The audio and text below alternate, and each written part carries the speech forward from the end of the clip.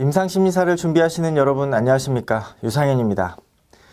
임상심리사는 이제 우리가 그 첫 번째 과목인 이제 심리학개론 부분들을 좀 살펴볼 텐데요. 이 심리학개론은 이 개론이라는 이야기에서도 나와 있듯이 여러 가지 분야들을 이렇게 개괄적으로 모아놓은 부분이다, 이렇게 이해하시면 되겠고요. 이 부분은 굉장히 범위가 넓고 외워야 되는 부분들이 많기 때문에 여러분께서 공부하시는데 굉장히 좀 어려움을 느끼실 수가 있습니다. 그렇지만은 여기에 이제 깊이 있는 이해보다는 이제 넓은 범위의 이제 범위들을 커버하는 그런 부분이라서 이 부분 중에서 중요한 부분이 무엇이다, 이런 것들을 좀 염두에 두시고 보시면 되겠고요. 그 파트 1의 이제 심리학개론 부분들은 주로 이제 그 객관식 문제로 많이 활용이 되고 있습니다. 그래서 그 내용들을 보시면 뭐 1장의 발달심리학, 2장의 성격심리학, 3장의 학습심리학, 인지심리학, 4장의 연구방법론, 그리고 5장의 사회심리학, 그리고 6장의 기타심리학 해가지고 이제 정서와 동기와 관련된 심리학에 대한 내용들이 나와 있습니다. 그래서 이 광범위한 부분에 나와 있는 부분이고, 여기에 있는 부분 중에 중요한 부분들을 모아놓은 것이기 때문에 외워야 될 내용들이 더 많다, 이렇게 이해하시면 되겠고요. 여기에 나와 있는 내용들 그렇다고 이렇게 모든 부분들을 다 암기해야 되냐, 그런 것은 아니고 그 내용들을 이해하시면서 중요한 부분들, 꼭 외워야 되는 부분들을 저하고 같이 공부하시면 되겠습니다. 그러면 이제 챕터 1을 보시겠는데요. 챕터 1에 보시면 발달 심리학 이렇게 나와 있습니다. 그래서 발달이다, 발달하는 것이다, 인간이 이렇게 발달하는 과정, 그 과정을 연구하는 학문이다, 이렇게 이해하실 수가 있겠죠. 거기에 이제 앞에 박스에 쳐져 있는 부분에 정리가 되어 있는데요. 발달 심리학은 인간의 전 생애에 걸친 모든 발달적 변화의 양상과 과정을 연구하는 학문이다, 이렇게 정의를 하고 있죠. 발달 심리학. 그래서 발달 심리학은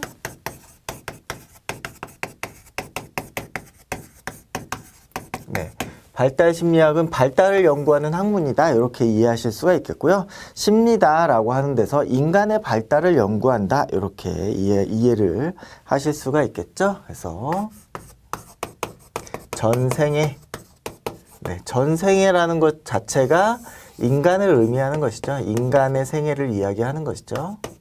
인간을 대상으로 한다. 인간을 대상으로 한다. 전생애에 걸친 발달 과정을 연구한다. 그런 학문이다, 이렇게 정리하시면 되겠고요. 여기에서 어떤 뭐 신체적, 정신적, 사회적, 그리고 경험적인 어떤 변화를 이야기한다. 전생에 걸칠 발달 과정을 연구하게 된다라는 거. 그 밑에 이제 교재 2번에 보시면 발달 심리학은 유아나 아동과 같은 생애 초기 연구에 집중되어 있는 경향이 있다, 이렇게 나와 있는데요. 우리가 이제 발달이라고 하는 것은 이제 성장의 개념을 포함하고 있죠. 이 성장의 개념이라는 것은 이제 육체적인 어떤 성장들을 이야기하는데, 아이나 어린이들, 이런 그 유아동들이 특히 이제 이런 성장의 어떤 그 신체적인 성장이 뚜렷한 시기이기 때문에 이런 그 유아동에 있어서 더 많이 초점화가 되어 있다라는 거 이해하시면 되겠고요. 그렇지만은 이제 변화라는 것은, 이런 발달은 전생에 걸친 것이다, 이렇게 정리하시면 되겠습니다. 그래서 이제 발달 심리학의 연구 영역 해가지고 두 가지가 나오는데요. 첫 번째가 현상기술 연구, 두 번째가 발달 기제 연구다. 이런 발달 심리학을 연구하는 것은 이제 두 가지로 나눌 수가 있는데, 현상기술 연구가 있고, 두 번째가 발달 기제 연구가 있다. 발달 기제. 그래서 이 현상기술이라는 것은 말 그대로 그 나타난 현상을 기술하는 것이죠. 그래서 현상기술 연구, 이렇게 이야기할 수 있고, 심리적 특성이 변화에 관한 양상을 기술하는 것이다. 그래서 심리적 특성, 변화, 양상을 기술하는 것이다, 이렇게 이해하실 수가 있겠고요. 그럼 발달 기제 연구는 무엇이냐? 발달 기제 연구는 과정을 추론하고 네, 이론화시키는데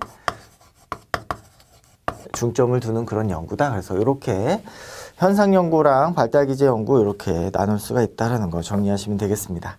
밑에 1절에 발달의 개념과 설명 이렇게 나와 있고요. 여기 나와 있는 내용들은 이제 개략적인 내용들이기 때문에 교재를 통해서 보시면 됩니다. 그래서 발달이라는 것은 전생에 걸쳐서 나타나는 변화이다. 이렇게 이야기할 수 있고, 출생에서부터 죽음에 이르기까지 단계적으로 연속성을 가지고 일어나는 변화 과정이다. 이렇게 얘기할 수가 있습니다.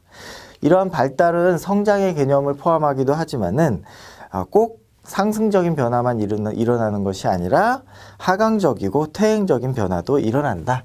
그래서 이러한 발달 과정에는 꼭 상승적인 성장 발달만 있는 것이 아니라 하강적인 발달도 있다. 하강적인 퇴행적인 부분도 있다. 이렇게 이해하실 수가 있겠고요. 성장이라고 하는 것은 어떤 단계에 이르는 그러니까 어떤 단계에 이를 때까지 증가하는 양적인 증가, 그래서 즉 어떤 신체적인 증가, 양상, 이런 것이 성장이다. 이렇게 정리하시면 되겠습니다. 밑에 그 다음 페이지에 보시면 인간 발달에 영향을 미치는 요소 이렇게 나와 있고요. 인간 발달에는 그러면 이 발달에 어떠한 것들이 영향을 미칠 것인가 하는 것이죠. 그래서 여기 이런 우리가 발달을 연구하는 데 있어서 발달에는 어떤 것이 영향을 미칠 것인가. 첫 번째가 이제 생물학적인 요소, 두 번째가 심리적 요소, 세 번째가 환경, 사회문화적 요소다. 이렇게 얘기할 수 있겠고요. 이런 내용들은 아마 여러분들이 기존의 어떤 그 배경 지식으로 충분히 이해하실 수가 있는데요. 생물학적 요소라고 하는 것은 이제 기질이나 유전적 요소들을 이야기하는 것이고요.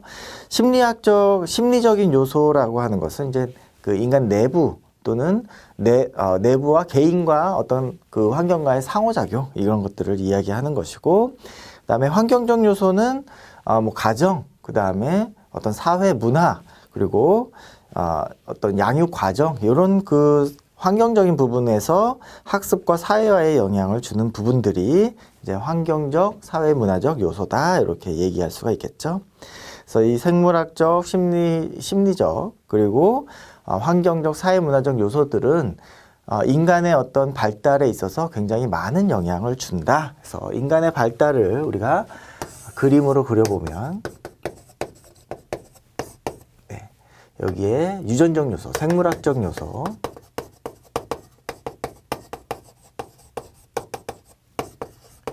유전이나 기질, 그리고 여기 이제 심리적 요소, 심리적 요소에는 어떤 개인의 내적 특성, 그렇죠? 내적 특성들. 그다음에 여기에 이제 우리가 환경적 요소들. 이 환경적 요소에는 뭐 가정이라든지 사회, 문화와 같은 이런 요소들이 영향을 줄 것이다. 그래서 이런 개인의 발달에 많은 영향을 주고 있다. 이렇게 이해하실 수가 있겠죠. 3번에 인간 발달의 원리 이렇게 나와 있습니다. 일단 굵은 부분만 먼저 읽어보시면 발달은 변화 과정을 포함한다. 그리고 이러한 발달의 양상은 예측이 가능하다. 많은 학자들이 발달 단계 이론에서 이야기하고 있기 때문에 예측이 가능하다. 이런 것이죠. 그래서 이러한 예측은 예측할 수 있는 이런 발달들은 일정한 방향으로 나가게 되고 이 발달에는 어떤 최적화된 그런 결정적인 시기가 있다라는 것이죠. 그리고 모든 발달 단계 또는 발달 시기마다 그 시기에 정해져 있는 과업, 이런 것들이 성취될 것이다라는 기대가 있다라는 것이고, 이런 발달은 누적되는 과정이다라는 것이죠. 앞에 어떤 발달이 누적이 되면서 뒤에 발달들에 영향을 주는 그런 발달의 점성성들을 이야기합니다. 개인의 발달 과정을 비교해 보면 이런 개인차가 있겠고요. 그리고 이런 발달의 원리는 분화와 통합의 원리, 그리고 이 유전과 환경의 상호작용의 원리로 이루어진다. 이런 인간 발달은 연속적이고 예측이 가능하지만은 연령이 들면 들수록 환경의 영향들을 더 많이 누적해 왔기 때문에 예측이 조금 더 어려워질 수 있다. 이런 내용입니다. 그래서 인간 발달에 대한 이 원리들을 조금 정리를 해볼 필요가 있는데요. 인간 발달의 원리.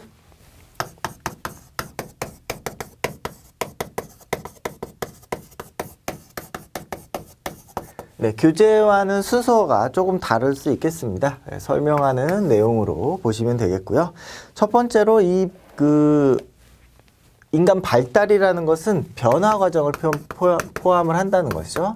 변화 과정이라는 것이고, 이러한 변화 과정은 어떻다? 네, 방향이 있다. 어떠한 일정한 방향성을 갖는다. 일정한 방향성을 갖는다. 이러한 방향성을 갖기 때문에 어떻다? 예측이 가능해진다. 예측이 가능하다. 그리고 이러한 변화 과정들은 연속적인 것이다. 연속적인 것이고, 연속적인 과정이고, 그리고 이 과거의 어떤 발달들, 이전의 발달들이 이후의 발달에 영향을 주는 점성성을 갖는다. 네, 점성성을 갖는다. 이러한 점성성을 가지고 있는 이런 인간의 변화 과정은 일정한 방향으로 예측이 가능하지만은 개인적인 차이가 있고, 개인차가 있고, 네, 연령이 지속될수록, 연령이 많아질수록 예측 가능성은 떨어지겠다라는 거 정리해 보실 수가 있겠죠. 이러한 인간 발달의 원리들은 분화와 통합의 원리, 통합을 통해서 이루어질 것이고, 이것들은 유전과 환경의 상호작용으로 이루어진다라는 거 기억하시면 되겠습니다. 이러한 인간의 발달에 있어서는 인간의 발달들은 어떤 결정적인 시기가 존재하고, 이러한 시기들이 최적화된 시기가 존재하기 때문에 사회 속에서 인간한테 각 단계마다 이루어지는 과업에 대한, 단계에서 이루어질 수 있는 과업에 대한 사회적 기대가 존재한다라는 것이죠. 그래서 이러한 기대들을 우리가 갖게 된다. 인간 발달이 이러한 방향성을 갖고 있다. 예측도 가능하다. 하지만 개인차도 있고, 나이가 많아질수록, 연령이 많아질수록 예측력은 떨어질 것이다. 라는 거 정리해 보시면 되겠고요. 이러한 발달의 과정들은 분화와 통합의 과정이고, 유전과 환경의 상호작용을 통해서 이루어지는 것이고, 최적화된 시기가 하기 때문에 거기에서 이루어질 수 있는 과업에 대해서 우리는 기대가 존재한다. 사회적인 기대가 존재한다. 라는 것이죠. 그래서 우리가 아이들이 이제 아기가 태어나서 성장하는 그런 과정들을 여러분들이 이제 추리를 해보시면, 유추해 보시면 아마 쉽게 이해가 되실 텐데요. 아이가 이제 어느 정도가 되면, 그죠? 젖을 떼고, 그 다음에 이유식을 먹게 되는 것들을 우리가 예측할 수가 있겠죠. 그 시기는 이제 개인마다 조금씩 개인차가 있겠지만은 그러한 최적화된 시기가 있는 것이고, 그렇기 때문에 우리는 이제 엄마들이 이 시기가 되면 이유식을 해야 되는데, 이 시기가 되면 또 말을 해야 되는데 하는 어떤 사회적인 기대가 존재하는 것입니다. 이러한 이제 발달이라는 것이 연속적인 과정이고, 이런 모든 변화 과정들을 포함한다. 이렇게 정리하시면 되겠죠. 그 다음에 이제 제2절에 보시면 연구 주제 내용이 나와 있는데요. 이 내용들은 우리가 판서 내용을 좀 지우고 정리해 보도록 하겠습니다. 제2절의 발달심리학 연구 주제입니다. 사실 이 발달심리학은 어떻게 보면 거의 인지발달에 많은 어떤 부분들이 할애되어 있다, 이렇게 이해하실 수가 있겠고요. 물론 육체적인 성장 이런 과정들도 중요하지만은 심리학적으로는 이런 인지과정의 발달이 굉장히 우리가 관심을 갖고 있는 포커스가 되는 그런 부분이다. 그 중에서도 이제 피아제가 이야기하는 인지발달 이론들은 우리가 굉장히 많이 활용되고 있기 때문에 여러분들이 꼭 기억을 하셔야 되겠습니다. 그래서 피아제의 인지발달 이론들을 이 발달 이론에서 가장 중점적으로 보아야 되는 그런 부분이다. 이렇게 이해하시면 되겠죠. 주요 개념 내용이 나와 있고요. 피아제는 인지를 유기체가 환경에 생물학적으로 적응하는 한 형태로 보았다라고 이야기하고 있죠. 그래서 피아제의 인지발달 이론, 인지발달 이론에 대해서 조금 먼저 살펴보죠. 주요 개념에서 인지가 무엇이다? 인지가 어떤 것이다? 인지가 바로 유기체가 환경과 상호작용하는 것. 인지가 유기체가 환경과 상호작용하는 적응 과정으로 보았다. 적응 과정. 인지 발달이라는 게 적응 과정이다라는 것이죠. 적응 과정. 어떤 적응 과정?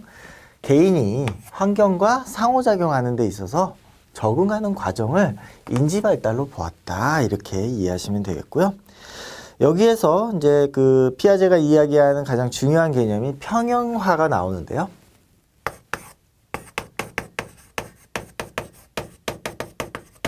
첫 번째가 이제 평형화가 나옵니다. 평형화라고 하는 것은 바로 인지 발달에 있어서 적응하는 과정을 바로 평형화다 이렇게 이야기하는 것이죠. 그래서 개인이 스스로 자신의 인지 구조를 형성하고 재구성하는 기능으로 평형화라고 했다. 적응 과정이다. 이것이 적응 과정을 바로 이제 평형화라고 했다. 이 평형화에는 두 가지 개념이 있는데요. 첫 번째가 바로 동화라는 개념이 있고, 두 번째가 동화와 그 다음에 조절, 조절이 있네요. 조절. 그래서 동화와 조절, 이 두 가지로 이 적응 과정을 나눴다라는 것이죠. 그러면 동화는 무엇이냐? 동화라는 것은 있는 기존의 틀에 맞추는 것. 기존의 틀에 맞추는 것이 동화다. 기존 틀에 맞추는 과정, 맞춤. 이것이 이제 동화다. 우리가 이제 기성복이다. 이렇게 얘기할 수 있겠죠. 기성복처럼 만들어져 있는 것에 그냥 사람이 몸을 맞추는 것이죠. 기존 틀에 맞추는 것. 조절이라는 것은 기존 틀에 맞출 수가 없기 때문에 수정하는 과정이시죠. 그래서 수정하는 과정이 있는 것이죠. 그래서 틀에 맞지 않아서 이게 틀에 맞출 수가 없기 때문에 틀을 수정하는 그런 과정을 조절이다. 이렇게 얘기하고 있습니다. 교재의 내용 보시면 동화에 자기 나름대로 기존에 이해했던 틀에 맞춰서 어떤 환경의 대상들을 이해하고 해석하는 것이다. 예를 들어서 치와와를 본다면 개의 도식에 맞춰서 작은 개구나 라고 이해할 수 있겠죠. 조절이라는 것은 기존의 틀로 이해할 수가 없을 때 그 틀을 수정하는, 변화시키는 그런 과정이고, 예를 들어서 엄마 젖을 빨던 도식을 활용해서 젖병을 빨 때는 동화를 하지만 컵으로 우유를 마시게 될 때는 기존의 젖빨기를 수정해서 조절해야 되는 경우이다. 그래서 젖을 빨 때하고 컵으로 물을 마실 때하고는 그죠? 우리가 알고 있는 기존에 이해했던 그 틀이 달라질 수밖에 없다. 여기에 이제 도식이라는 얘기가 나오고 있는데요. 도식은 우리가 스키마다 이렇게 얘기하고요. 스키마. 그래서 스키마는 밑에 이제 주석에 나와 있지만 추상적으로 되어가는 과정을 이제 스키마다 이렇게 얘기했고요. 우리가 이제 외부의 사물, 그러니까 환경을 이해하는 데 쓰이는 반응의 틀을 스키마다. 여기에 나와 있는 요 틀이죠. 기존 틀, 요 틀, 요것이 바로 스키마다. 이렇게 이해할 수 있겠고, 이 틀은 어떤 역할을 하느냐? 환경을 이해하는. 이해하는데 쓰이는 틀이 되는 것이죠. 우리가 어떠한 그 외부의 대상들을 이해할 때 우리가 그냥 그 있는 그대로 이해하는 것처럼 느껴지지만 사실은 우리 안에 이미 알고 있었던 그런 경험적인 틀, 도식이 존재한다는 거죠. 이런 도식을 통해서 환경을 이해하는 것이고, 이런 도식이 있을 때 그냥 기존에 있던 그 도식을 맞추면 동화가 되는 것이고, 이 도식을 수정하는 과정을 거치면 이제 조절이 된다. 이렇게 정리하시면 되겠습니다. 그래서 인간의 첫 번째 도식이 이제 빨기 도식이다. 이렇게 얘기하는데요. 그래서 아기들이 어떤 그 물건만 보면 이제 입으로 가져가서 빠는 그런 도식을 갖게 됩니다. 밑에 인지 발달 단계가 있는데요. 인지 발달 단계는 굉장히 이제 중요한 내용들이 많이 있습니다. 그래서 인지 발달 단계들은 조금 외워두시는 게 필요한데요.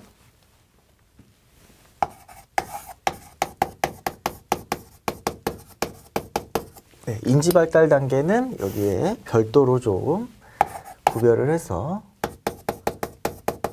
항목을 좀 나눠 보겠습니다.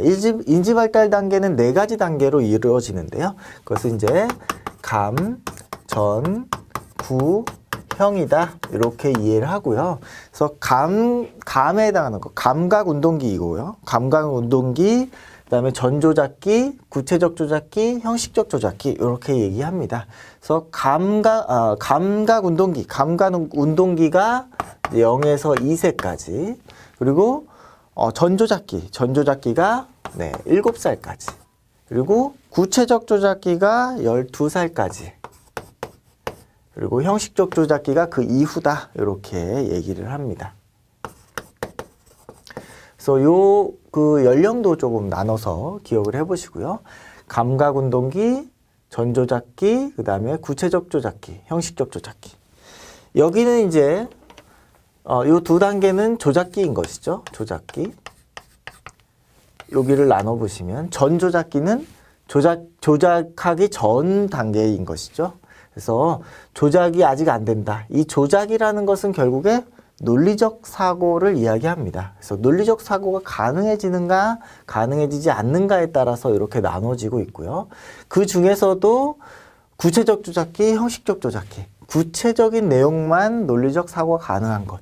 형식적 조작기, 추상적인 내용도 조작이 가능해지는 그런 시기가 되겠죠. 그래서 우리가 인지발달 단계, 요 4단계에 대한 내용도 좀 구체적으로 살펴보겠습니다. 그 다음 페이지를 보시면 인지발달 단계 이제 표로 정리가 되어 있고요. 첫 번째 감각 운동기입니다. 0세부터 2세까지의 그 유아들을 대상으로 하는 그런 시기가 되겠죠. 유아가 외부 세계에 대한 어떤 빨기나 쥐기와 같은 그런 신체적인 행동 양식을 조직화하는 그런 단계다. 그래서 감각 운동기다. 그래서 감각과 운동을 체득하는 그런 시기가 이제 감각 운동기다. 이렇게 얘기하고 있고요. 감각 운동기 좀 정리를 해보도록 하겠습니다.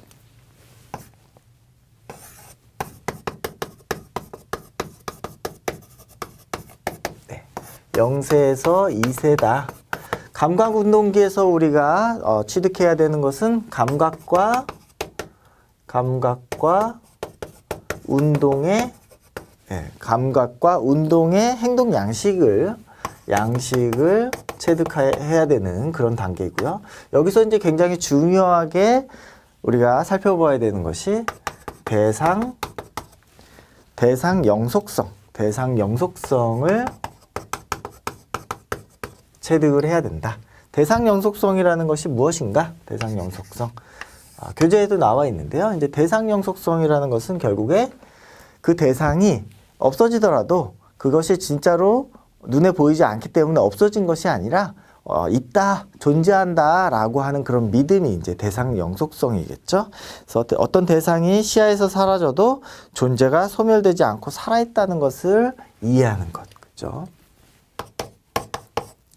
시야에서 사라진 존재에 대한 믿음이 바로 대상 대상 영속성이죠. 그래서 시야에서 사라졌다고 해가지고 이 존재가 죽은 것이 아니다라는 그런 것에 대한 믿음, 그것이 이제 대상 영속성이다. 대상이 지속하고 있다, 영속하고 있다라고 하는 그런 믿음이죠. 그래서 감각 운동기에는 이 대상 영속성을 획득하는 것이 굉장히 중요하다. 그 감각 운동기도 총 6단계로 좀 나누어서 보고 있는데요. 그 6단계, 하위 단계 6단계가 있고요. 이 6단계를 나눠보면 이렇게 되겠습니다. 그래서 하위 단계, 첫 번째가 바로 반사활동 단계가 되겠죠. 반사활동. 네, 두 번째가 1차 순환기. 1차. 세 번째 단계가 2차 순환. 네 번째 단계가 네 번째 단계가 바로 2차 도식 협응. 네, 2차 도식 협응 단계. 다섯 번째 단계가 3차 순환. 그리고 여섯 번째 단계가 바로 여섯 번째 단계가 상징적 표상 단계. 상징적 표상 단계. 이렇게 이제 6단계로 나누어지는데요. 이 반사활동 단계는 반사활동만 있는 것이죠. 그래서 출생에서부터 1개월을 반사활동 단계다. 그리고 이제 1차 순환이 4개월까지, 그리고 2차 순환이 8개월까지. 그 다음에 도식 협응이 12개월, 돌 때까지. 그리고 3차 순환이 18개월까지. 그리고 상징 표상이 24개월. 이렇게 이제 개월수를 좀 구분해서 보고 있습니다. 거기 이제 교재를 보시면 그 첫 번째 이제 반사활동 단계에서 이제 좀 우세하는 것이 이제 빨기, 쥐기와 같은 그런 도식이죠. 그래서 빨기. 그래서 젖을 먹어야 이제 생존할 수 있기 때문에 빨기 도식이 있다라는 거 기억하시면 되겠고요. 이 1차 순환 반응에서는 이제 우연 경험을 반복하는 그런 단계가 되겠습니다. 반사활동 단계에서는 빨기 도식이 우세하고, 그 다음에 1차 순환 반응에서는 우연히 경험한 것을 우연을 반복하는 그런 단계가 되겠죠. 2차 순환 반응에서는 1차 순환 반응의 관심이 자기 내부의 만족을 위한 것이라면, 이 2차 순환 반응에서는 외부의 어떤 그 환경에 흥미로운 사건을 발견하게 되는 것이죠. 그래서 이 외부 사건에 대한 발견하는 그런 단계가 되겠고요. 자, 4단계 2차 도식 협응을 보시면 이 의도적인 어떤 행동들을 하게 되는 이런 시기가 되겠죠. 이 시기에 8개월에서 한 12개월, 그죠? 돌 정도 되는 그런 아이들이 자신의 어떤 결과를 얻기 위해, 내가 원하는 그런 목적을 이루기 위해서 의도적인 행동을 하는 그런 단계가 되겠고요. AB의 오류가 나타난다. 이렇게 이야기하고 있는데, AB의 오류라는 것은 이제 그 A라는 장소에 무엇이 있다라고 기억했을 때, 그것을 이렇게 모르게 옮겼을 때 그것이 여전히 거기에 있다라고 생각하는 그런 오류가 되겠죠. 그래서 A에 숨겨진 물건을 B로 옮겨도 A에서 찾는 그런 오류가 이제 AB 오류다. 이렇게 얘기하고 있고요. 그래서 4단계 내용 보시면 여기에 이제 의도적인 행동이 나타난다. 의도적 행동이 나타나고, 그리고 AB의 오류가 발생한다. 이렇게 정리하실 수가 있겠고요. 3차 순환. 3차 순환에서는 외부 탐색을 계속하는 것이죠. 그래서 실험적인 탐색적 접근이 이루어지는 그런 단계다. 탐색적 활동이 나타나는 그런 단계다. 그래서 18개월 정도까지 그런 단계가 나타난다. 그리고 AB의 오류에서 이제 벗어난다라는 것이고, AB 오류 없어진다라는 것이고, 상징적인 어떤 표상 상징적 표상 단계에서는 스스로 이제 상징을 만들어서 생각할 수 있는 것이죠. 그래서 어떤 아이한테 그 인형한테 어떤 의인화를 시켜서 자기 아이나 동생이다라고 얘기하는 것처럼 상징을 활용이 이제 가능해지겠다. 이렇게 정리할 수가 있겠습니다. 그래서 감각운동기의 이제 하위 6단계가 이렇게 나누어진다는 거, 그리고 이제 개월수하고 어떤 특징들이 있는지 요것들을 좀 정리하시면 이 감각운동기의 내용들을 좀 구체적으로 요약해서 보실 수가 있겠습니다. 밑에 정리 내용들이 나와 있고요. 그래서 반사기능 단계에서 빨기와 같은 도식을 통해서 반사행동으로 움직이다가 어떤 적응적인 도식을 발달시키겠죠. 우연한 경험들을 이제 반복하면서 거기에 이제 적응하는 도식들을 발달시키고, 그 다음에 사물에 관심을 갖고 탐색적인 행동들을 보이고, 그 다음에 의도적인 어떤 그런 그 행동들, 자기의 어떤 결과를 얻기 위해서 의도적인 행동을 하고, 시행착오를 겪으면서 적극적인 탐색을 통해서 사물의 속성을 이해하려고 노력한다. 그리고 이세경에서는 2살 정도가 되면 내재적으로 표상하는 어떤 상징적인 표상 단계에 가게 된다. 그래서 이제 그 정리된 내용들을 좀 살펴볼 수가 있겠습니다. 여기까지 보시면 이제 우리가 삐아제가 이야기하는 인지도식 발달 단계가 감전구형이다. 그 중에서 우리가 감각운동기에 대한 내용들을 좀 살펴보았습니다. 우리가 이제 다음 강의에서는 이제 전조작기에는 어떤 내용들이 좀 이루어지는가, 그 내용들을 정리해 보도록 하겠습니다. 수고하셨습니다. 감사합니다.